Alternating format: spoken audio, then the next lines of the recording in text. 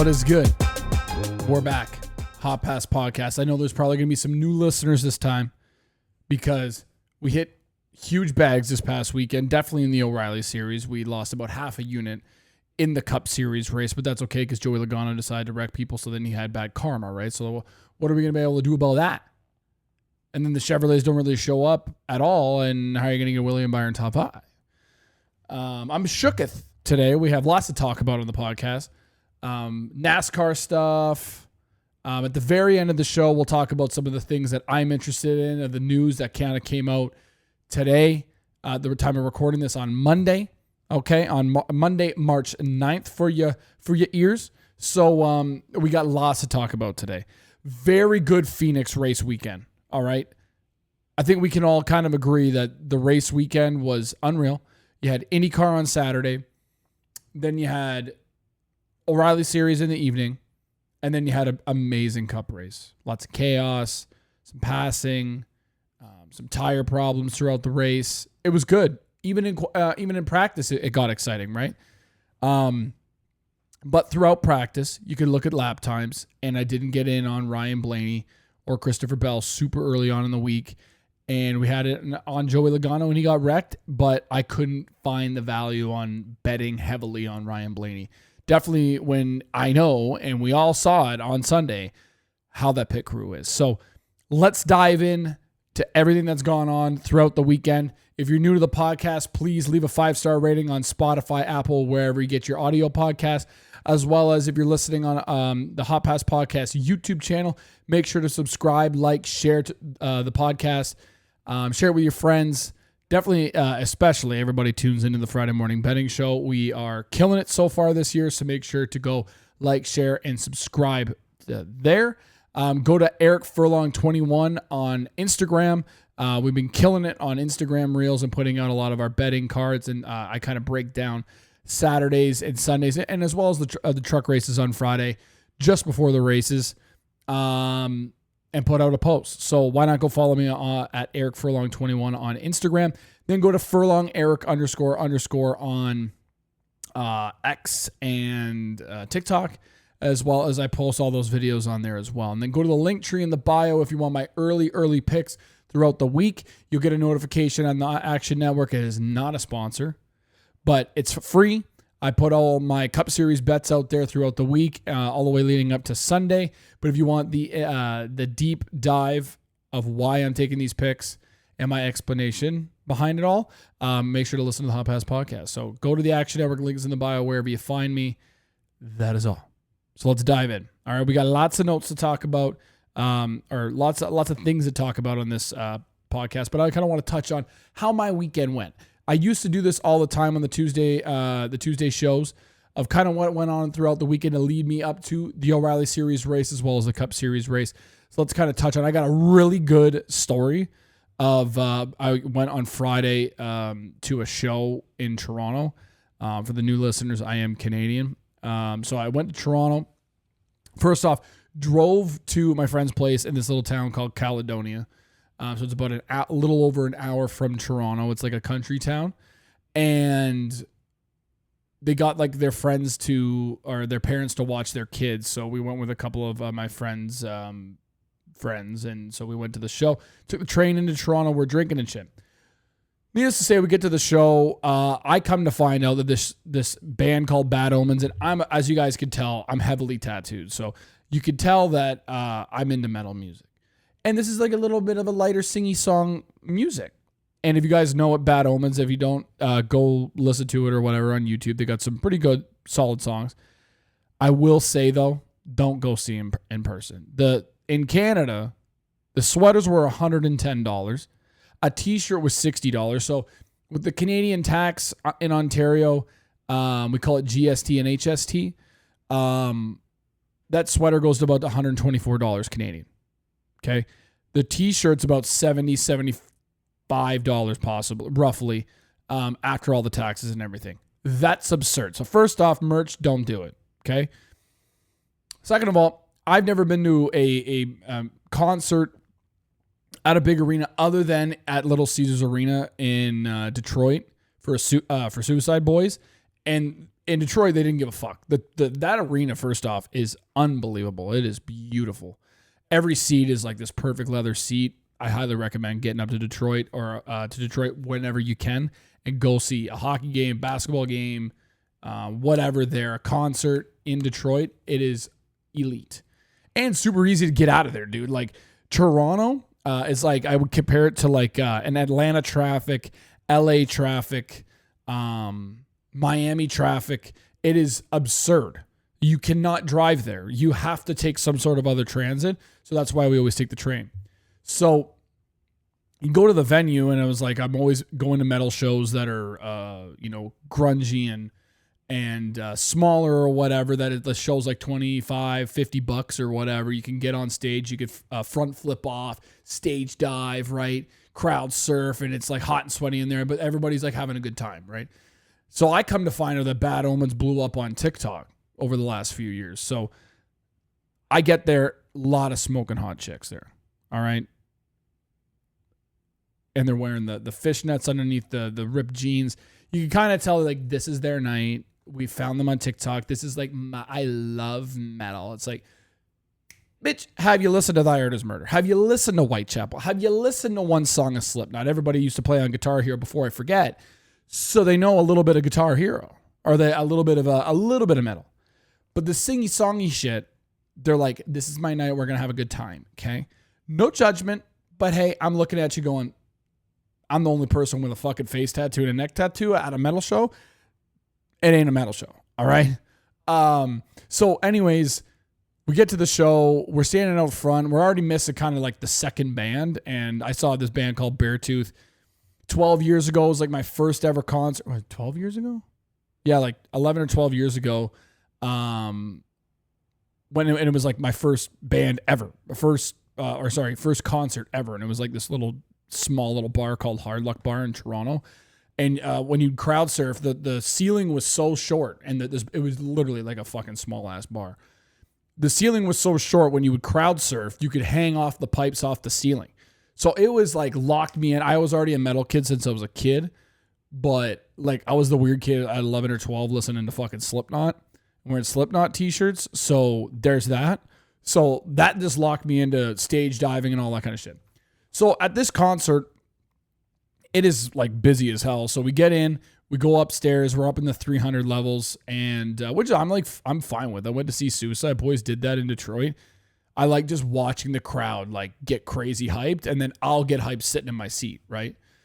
And I went to go see a show a few months ago, and we kind of like snuck off the mezzanine and then went into the pit wall. Scotiabank Arena is not having that. Checking wristbands like a motherfucker, some narcs, all right? So anywho, we go and sit up in our seats, and like my buddy's wife and then her best friend are absolutely hammered. And it's getting a little ridiculous. It's getting a little out of hand. They're kind of falling all over the place, whatever. And the Bad Omens hasn't even came on yet. So anyways, Beartooth plays. And then they're over. So like there's a bit of an intermission right till Bad Omens comes on. So now my friend and his wife say, she goes, I want to go get merch. So I was like, I'll go with them. So my buddy, his best friend, and so I'll use two different names here. Greg and Amy, okay? That's my two friends, they're best friends, right? Greg and Amy are like, we'll stay back and we'll go get a drink or whatever, right? So I follow them or whatever, and then eventually the security guard goes, hey, you guys are going the wrong way. That's going to be the long way. Why don't you guys just go the other way? And then I'm like, okay, so we pass Greg and Amy again, and they go, oh, Amy got denied booze. She's too hammered. And we're like, oh my God, like, here we go. Like, it is fucking like 9:00. This is insane. And we have a whole show, an hour and a half show. Then we have a train ride, an hour home, and then about a 30-minute drive from the train station back to their place. So we've got about a 2-3 hour trip at this point after the show, and she is getting denied at 9 p.m. booze. So not good, right? So we're walking past them. We're like, okay, yeah, we'll go back to the seats or whatever. Well, she's stumbling around. I go, we're gonna miss the start of bad omens if we decide to go and get merch. So they're like, oh, okay. So my friend's wife goes and gets 2 drinks. Well, sure as shit, she gets Amy a drink. And I go, oh God, this could be bad if somebody sees that we're giving her booze, right? So we hand her a drink and we're going to sit up on her stairs. And this motherfucker takes his job way too seriously. Now, okay, throughout this story, I'm in the wrong. All right? I get it. I should have just been like, yeah, Amy shouldn't have had a drink. We're lying to your face right now. My bad. I'll take the drink. We'll go sit up on her stairs. But I said, I'm having enough of people getting hammered, tripping all over the place, us missing the shows. Somebody was sitting in our seat, so we had to go sit somewhere else because they wouldn't get up and move. I'm just not having a good time already, right? Like, I already missed part of Beartooth. I paid money. I traveled all this way. I'm getting pissed, all right? So hopefully you guys see my side of the story here. So this fella, I'm not going to say, okay, I'm not going to say it. He comes flying across like a goddamn spider monkey, and he goes, I denied her booze. And I went, okay, who the fuck are you? And then he's like screaming in my face. Then this other girl that was working with him, like where they flew from, like spider monkeys, was about 100 feet away from us. So they kept an eye on her the whole damn time. Okay. Flew over like spider monkeys. Then his coworker comes over and she's yelling and screaming at me. And he's like, you guys need to be kicked out. You guys gave her fucking booze. We fucking denied her. And I went, who the fuck are you? I said, get the fuck out of here. I was like, you know how many goddamn shows I have been to, metal shows, and people are obliterated and they have friends and they're taking care of them. And this is like a family at these shows. I said, get the hell out of our damn face. And I am losing it on this guy. Well, he's yelling at me, spitting in my face. I'm like, are you fucking spitting in my face right now? The girl goes, it's a natural thing to spit when you're yelling. I went, well, I'm screaming in his damn face right now, and there hasn't been one lick of spit on his goddamn face. Get the fuck out of my face. So then she goes, security, come here, security. And I went, oh, you're a fucking bitch. Who the fuck are you? Who are you? Who is attending the drinks, first off, in that little area there? Who is attending the beverages at this point? They already gave me a hard time about not opening up my Red Bull. Hey, at this time, I don't want to, like, am I going to chuck it down there? I get it as stadium policy or whatever, but holy mother of God. When I was there, why wouldn't you guys just stand there and then open it right away instead of letting me walk away? You guys like stuttered and fumbled. You saw a guy with a face tattoo and got scared. It's a metal show. So what the fuck are we doing? So security comes over.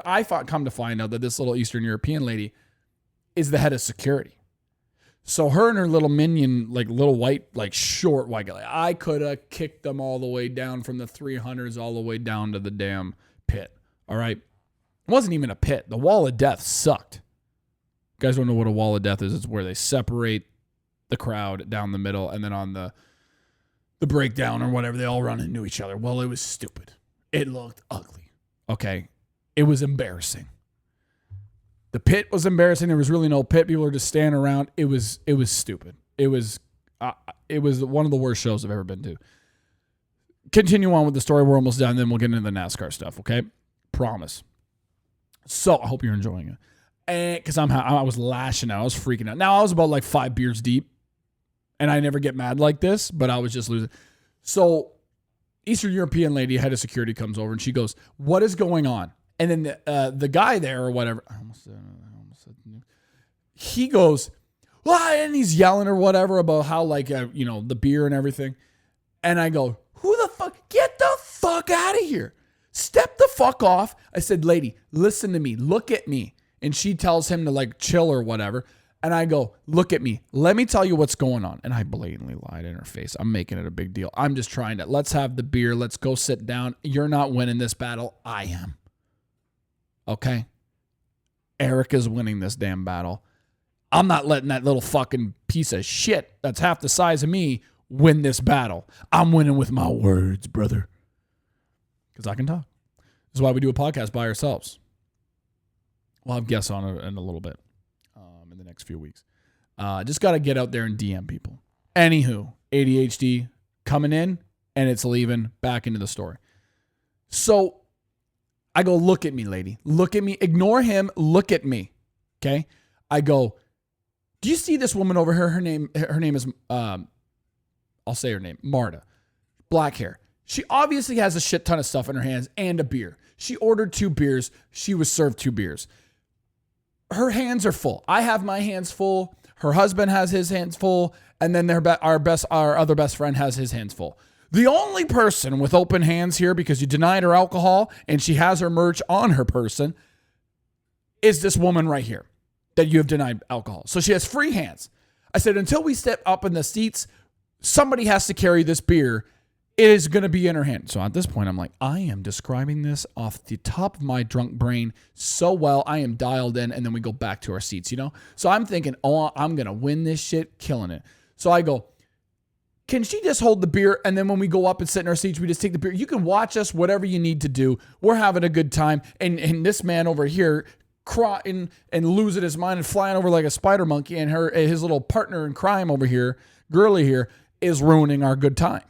And so she just looks at our friend, looks at the guy and goes, yep, go ahead. And I went, what was all? And then the guy, he just got fucking defeated. So he's screaming, what the fuck? I go, who are you? Get the fuck out of here, you fucking piece of shit.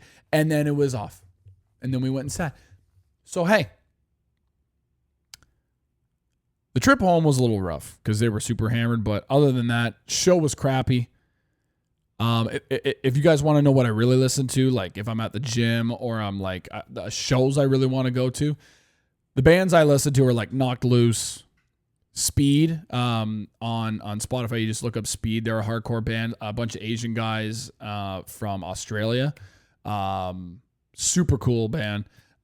Turnstile, obviously, as you guys know, Dale Jr. Like I've been listening to Turnstile for like 10, 12 years now. Dale Jr., Jeff Gluck, they all listen to Turnstile. I think Jeff Gluck went and saw a Turnstile show.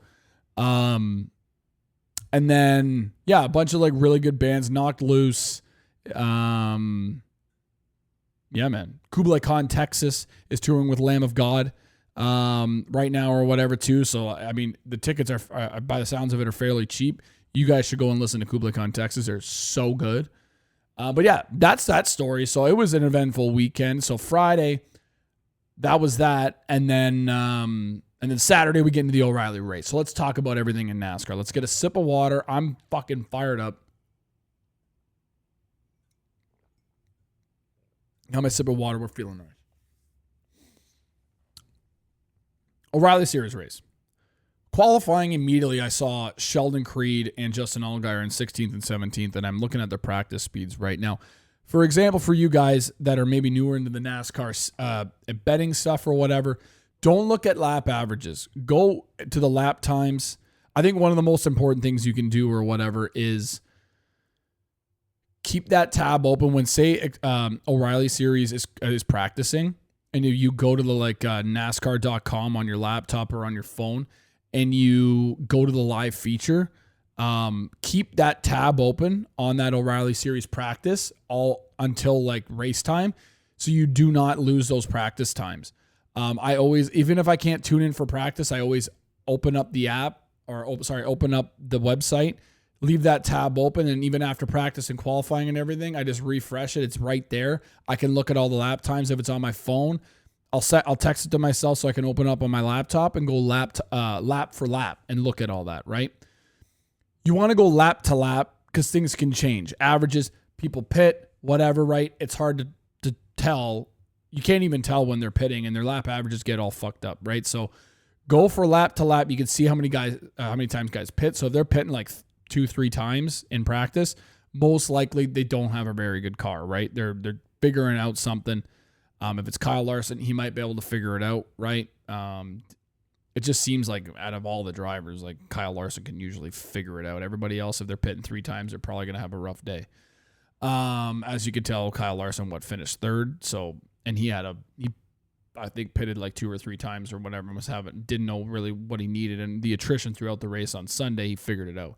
But I would do that, right? I always keep that up so I can look at the time. So I'm looking at Justin Allgaier's times compared to like Jesse Love, who obviously qualified really well and was the class of the field for a good majority of the race, and we expected that because he was really good in the fall in the championship race and obviously won the championship race, beating Connors Village, which is still sad.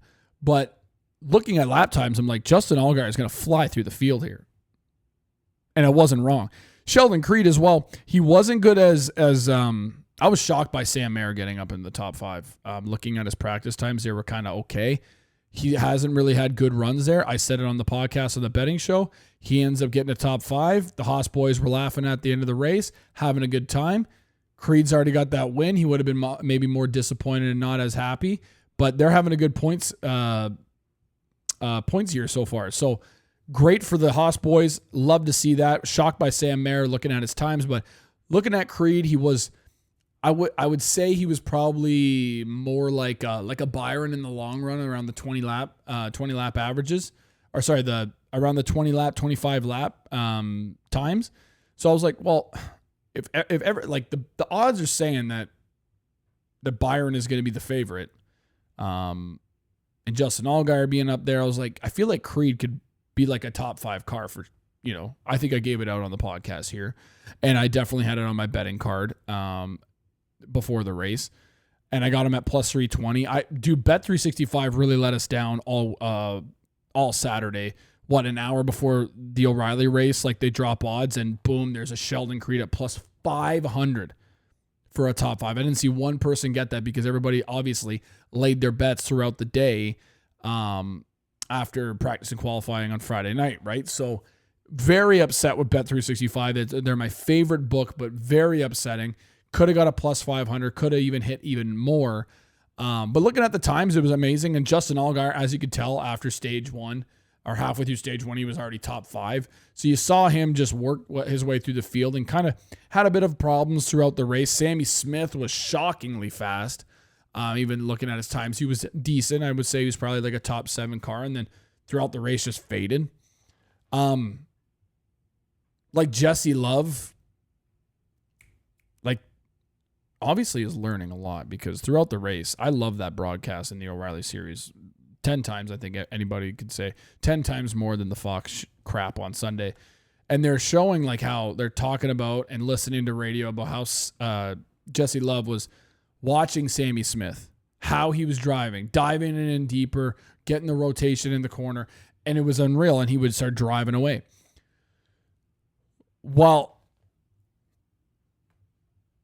at the end of the race there, I mean,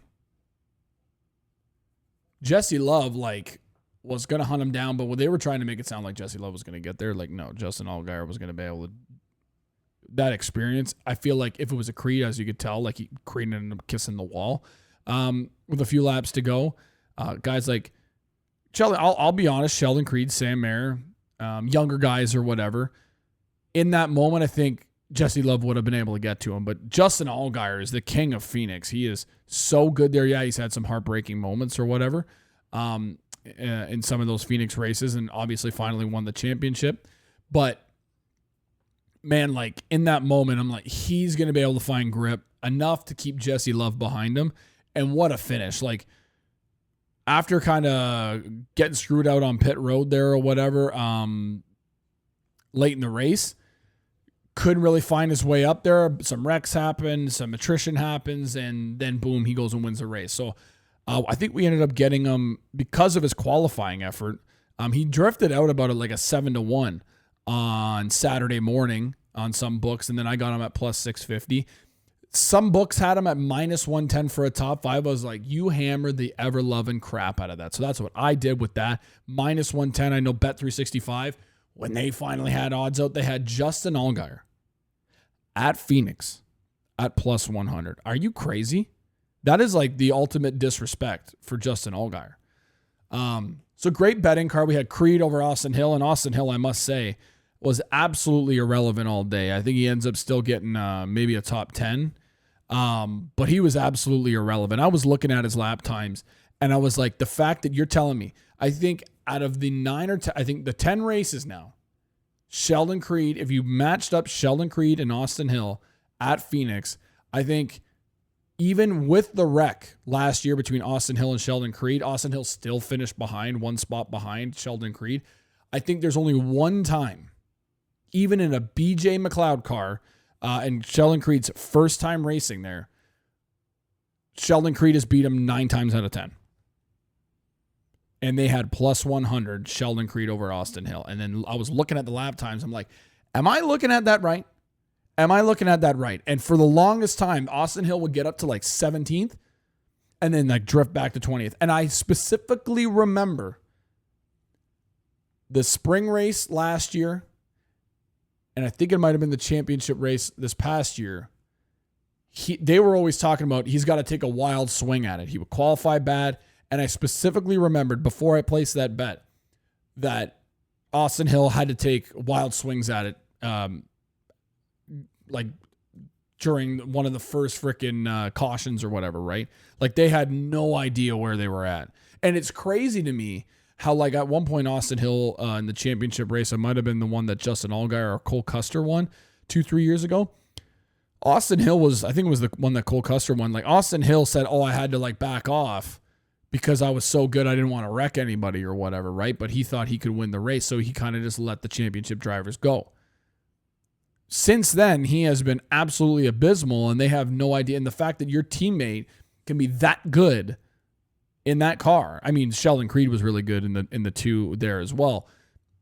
It's just dumbfounding to me. So that was like, it felt like an easy bet all day until Creed kissed the wall late in the race. I was like, oh, this is a lock all damn day. Even if he fucks up on pit road, he's going to get, even at the beginning of stage 1, Creed was having a tough time eventually getting inside the top 10. But he, even when he was outside the top 10, like Austin Hill kind of got one spot right behind Creed and then just drifted back to like 20th. And the fact that Austin Hill was getting outdriven by, I think, what is it? Jordan Anderson Racing is now, I think they said, is affiliated with RCR. The fact that Jeb Burton in that car, and obviously Raja has all the talent, and he's driving the 32, that iRacing car, slap iRacing on the top. Love to see it. Looks good. Keep it simple, baby. We love it. The fact that those 2 cars outdrove you. What was the final? Like throughout the race, it was obvious that that those guys were going to be better than them, and like through attrition and everything, Raj ends up getting the top 10 finish. Like he is having a great time. Raja, even in the 32. So a huge investment by Jordan Anderson Racing, getting that RCR affiliate. Where is, we've got points, results. I want results. We need results, brother. Can't believe we're not going to have trucks at Vegas in the spring, eh? Let me actually see when they, because it just came to my mind when trucks are going to be back at Vegas. I'm assuming it's going to probably be the fall, right? Schedule, truck series. Sorry, my ADHD needs to figure this out, or I was just thinking about it today at work. Brother, Martinsville, Charlotte. Huh? They don't go all the way out there, huh? No way. Yeah, so they got Darlington, Rockingham, Bristol, Charlotte twice, which is awesome.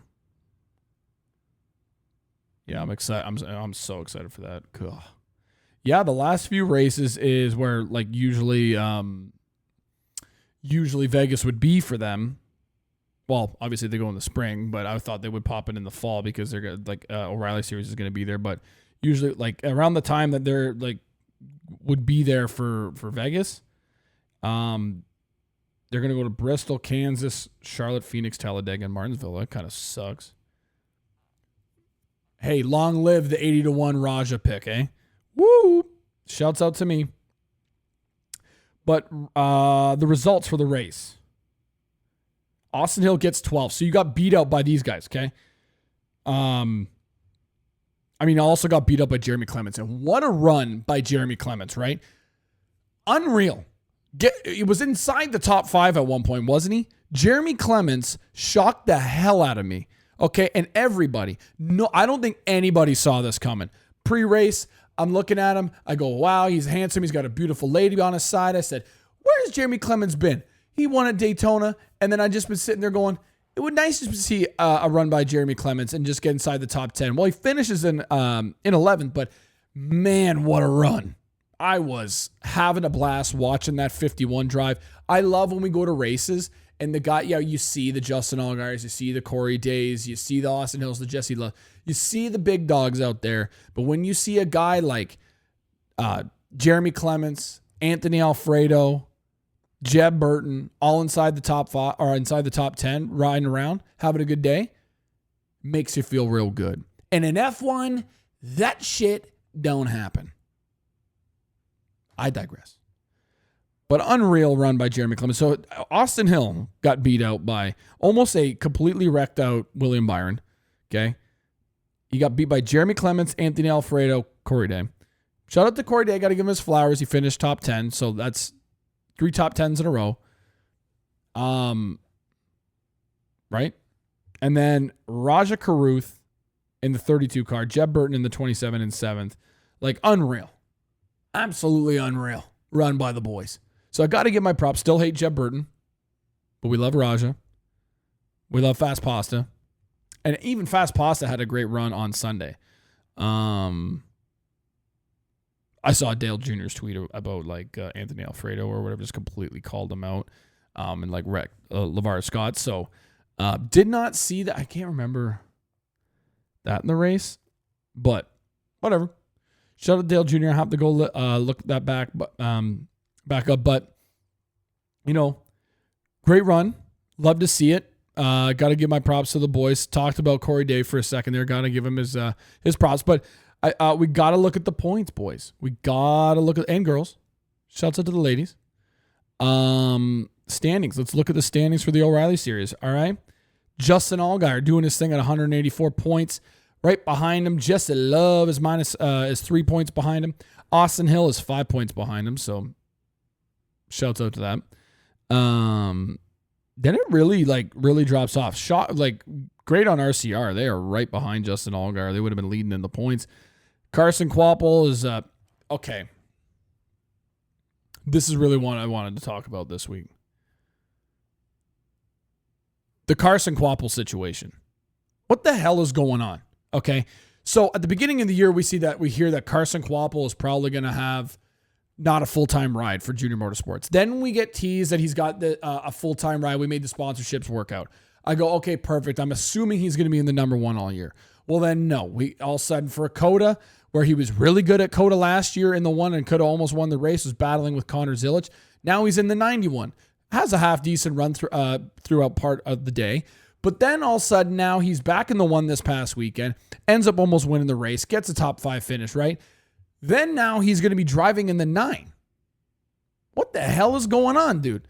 Now, this is the most confusing and I want answers at this point. And maybe I've just missed it in the media and maybe I overlooked it and saw, Carson Kvapil is not going to be driving in the same number 1 car the whole time. But if you're a fan of Carson Kvapil and you're wearing a 1 shirt, now he's going to drive the number 9 in Junior Motorsports. Why can't he just drive the 1 and somebody else go drive the 9? What is happening here? I'm very confused.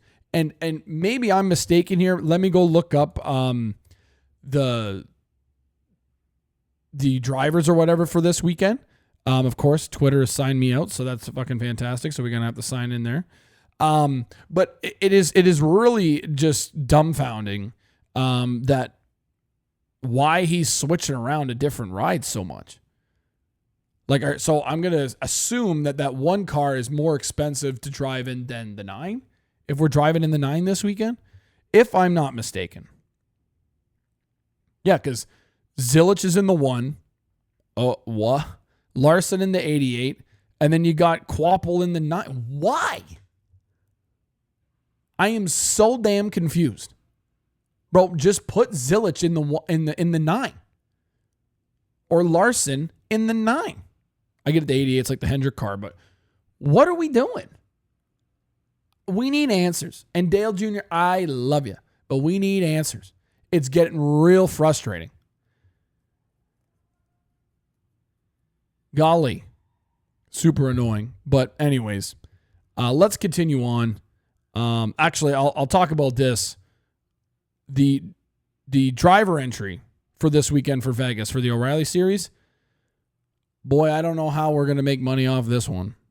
Somebody is going to have to drive their ass off and beat a hell of a lot of really good guys this weekend. You got Cole Custer in the 0 SS green light or whatever it is. I don't expect much out of that, right? Zilich in the 1, Chandler Smith in the 5, whatever. Throw that out. Chase Briscoe in the 19. Bro, what? And then Larson in the 88. And then you got Dye in the 52 and Bird in the 42. Nobody cares about that. The fact that we have Zilich in the 1, Briscoe in the 19, and Larson in the 88, and then you got the talent in the rest of the O'Reilly Series. What a heavyweight battle this is going to be. And right now, we're hearing that Alex Bowman ain't going to be back for a little while, and he was supposed to drive at Darlington. I do not want Larson in that 88 car and make it a stinker. Okay, that's supposed to be Sheldon Creed's W, and I don't want Larson driving in it. Enough is enough. Put Chase Elliott in it, William Byron, somebody else. I do not want Kyle Larson in that freaking 88 car, dude. Somebody should say, no, we want it to be fun. We want it to be exciting, and we don't need the argument of, we put an ass whooping on those boys. I don't care, because I'm assuming in the 88, Larson's probably going to be driving at Bristol, possibly, I would assume. So maybe I'm wrong, right? Maybe I'm wrong, but going to be super annoying if Larson gets that ride. But what a stacked heat we got for the O'Reilly Series this week, and I'm going to have to do some real research. Hopefully we get top 10s. I want top 10 odds on these guys because the guys like a Creed and a Mare and all those guys are their lines are going to be drifted out because they're going to be back behind a Zilich, a Briscoe, and a Larson. So, I mean, Cole Custer might even have really good odds, which is crazy in that 0 car. But let those other guys drift out that have been really fast, and let's get some top 10 odds at some plus money. And honestly, it's going to be hard for me to bet on any of these guys or whatever and bet a top 5 because those 3 are going to be right up there inside the top 3 probably all day. The only way they're going to have an issue is if pit road hurts them, right? Larson is so good here and is so good in the Cup Series, but also anytime he gets in the O'Reilly Series car, he is so good. So don't let him in Darlington, please. For the love of God. So Cup Series race recap, right? Got to give Daniel Suarez and the number 7, I mean, Spire Motorsports in general, a round of applause, right? An absolute round of applause for qualifying, the racing efforts. Daniel Suarez has actually been really good at Phoenix in the past, so I was not shocked to see him up there, but to jump right into a 7 car that has been kind of absolutely abysmal or whatever when Justin Haley was in the ride, and then the first true oval race that you guys are racing on, he starts inside the top 10. Now, did he drift back pretty quick or whatever? Yeah, pretty fast, but I've seen him do, by the way, my laundry is going right now, so if you hear that in the background, it's wringing the water out of the shit right now, so don't mind that. It'll go away in a second. I can hear it ringing in my ears from on the microphone, so my apologies for that. It'll stop in a minute. But Daniel Suarez, got to give him props. Carson Hocevar, I don't even know where he ended up finishing in the race. That is super loud, dude. I really do apologize for that. So hopefully you guys aren't hearing that. But that is insanely loud. How loud that is rippling. It is bumping. Where did Carson Hocevar end up finishing? 20th. Not a good finish, huh? That really sucks for him because he had a great qualifying effort, but you got to give it to Spire, the amount of money that they're putting into the Cup Series side of things, and I love to see it, man. So by the sounds of it, money is not an issue in that company. So really happy to see it. Now I do have a theory here. All that Chris Gabehart stuff or whatever is very interesting to me. They hired a private investigator. Joe Gibbs hired a private investigator to keep an eye on Chris Gabehart. I'm thinking all this speed, especially for Hocevar, obviously he's really talented, but a lot of this shit showed up. All this speed really showed up in those cars once Chris Gabehart went over there. And I think that makes me feel like I need to bet on this guy and really start looking at Carson Hocevar as race-winning contender because of all the statistics. I'm going to assume all the information that Chris Gabehart I got to feel with the way Hocevar's car, how fast it is every single week. I'm on Joe Gibbs' side saying that he stole some shit. Obviously, you got stuff up inside your head or whatever, but like the notes that were heard, he's got folders and stuff. I think Dale Jr.'s podcast said that he had like full on folders on his computer. Like, dude, that speed is a little suspicious. All of a sudden, you go over there and they're fucking flying inside the top 10 all the time, almost winning races. So, we're going to have to keep an eye on, especially this weekend at mile and a half. See, I've talked about it with Carson Hocevar. He was good at Charlotte. We saw it on the Rising thing or whatever on NASCAR, on their YouTube channel, that touched on Raja, Jesse Love, and Carson. He was good at Charlotte on the May 2-4 weekend at the Coke 600, and then he was good at Michigan. So we're going to a cookie cutter mile and a half.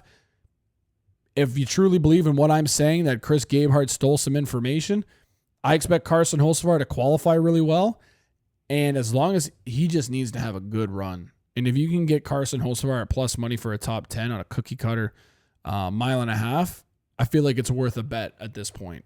If you get like a plus 200, I might have to take that with the speed he's got. It is the finishing the race and not doing all the nonsense that worries me, right? So props on them for doing what they're doing. I'm starting to like Spire, but Carson Hocevar is still a dink. And I just also want to touch on this. The consistency of 2311 is unbelievable. I think Bubba Wallace's worst finish this year is 11th at a road course. And I was going to tell everybody on the podcast that you need to start taking Bubba Wallace for top 10s on road courses. He's been hitting them the last few years or whatever. Bubba Wallace has completely turned down his road course game. He's friends with SVG. He's teammates with Tyler Reddick, who's amazing on road courses. Bubba Wallace is doing unreal. And then you got Tyler Reddick that won 3 in a row. He ends up getting a top 10 finish at Phoenix as well, where he hasn't had really the best history either. I'm smacking the microphone. So unreal consistency by 2311. And Bubba Wallace was running inside the top 5.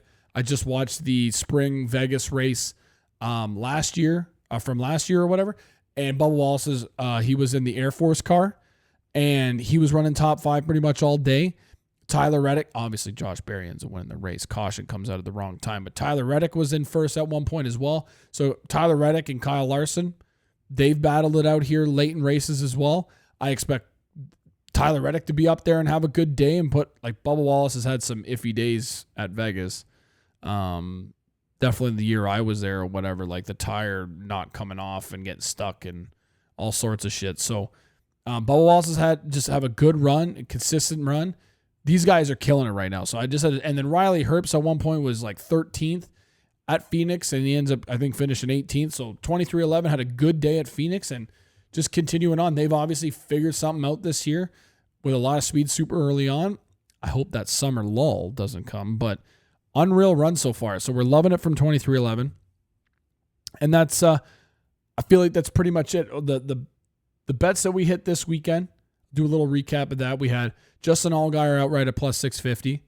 We had Justin Allgaier top 5 at minus 110. We had Sheldon Creed at plus 320 for a top 5. And then we had Sheldon Creed over Austin Hill at plus 100. And then the only one that we hit we hit two. Two bets we hit were Kyle Larson bets on the Cup Series side. Kyle Larson at plus 150 for a top 5. I almost had William Byron at the end at plus 200, which I felt like it was a great number, but they just missed it all day. And then Larson over Reddick, that was a sweaty bum cheeks play all day at what was it, minus 130. So yeah, we hit those bets. We were well over 10 units for the weekend, so we're killing it there with the Cup Series stuff, O'Reilly Series stuff. We're gonna keep going on into Vegas. I'm gonna do a lot of research this week. I feel really confident going this weekend as well at a cookie cutter Las Vegas 1.5 mile racetrack. And as long as we don't get one of those, because I feel like the 1.5 miles have kind of just dwindle off. Definitely with I'm not the most excited going into this 1.5 mile race with how it finished off last year with an untimely caution, and then Josh Berry ends up winning the race.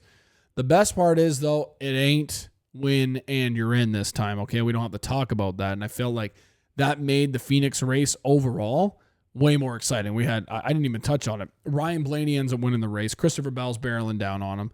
Ryan Blaney's getting screwed by his pit crew. But it felt good to just watch that race where it wasn't a win and you're in, right? Yeah, there was a lot of chaos at the end of that race. But guys also were like, I don't have a race-winning car.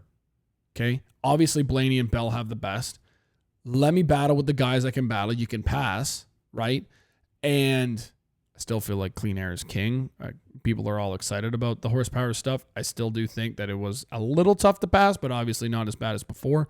So we saw a lot of guys still passing with way more ease. Like William Byron falling back late in the race there, like guys could easily pass him. So maybe I now that I'm talking and thinking about it out loud, I feel like, yeah, there was a lot more passing going on. Because I feel like if Bell would have got to Blaney, he probably would have won the race. But guys were like, you know what? I don't have to be as desperate. It's about points, having a good points day, and I'm going to finish where I want to finish, right? Or inside the top 5 or top 10 or whatever, right? So it actually felt so good and so refreshing at that Phoenix race. But yeah, man, I honestly had a lot of fun watching that race. It was energetic. Blaney with the mustache boys win the race. You love to see that for Blaney and Blaney fans. Christopher Bell doing the same thing Denny Hamlin did in the fall, where taking 4 tires hurt him. So I guess guys are going to learn when they come back here, whenever they do, in the fall, to just take 2 tires. I feel like at a late race caution like that, you are not taking 4 tires anymore, unless it's like 40 laps out from the race finish. If it's like 25 and under, you're taking 2 tires, because if a quick caution comes out, you're not getting through the field fast enough. So, yeah, great. Now, these are the things I personally want to talk about at the end of the podcast here, because this stuff's got me all sorts of flustered and frustrated, and stuff that I'm interested in. And then we'll finish off the podcast.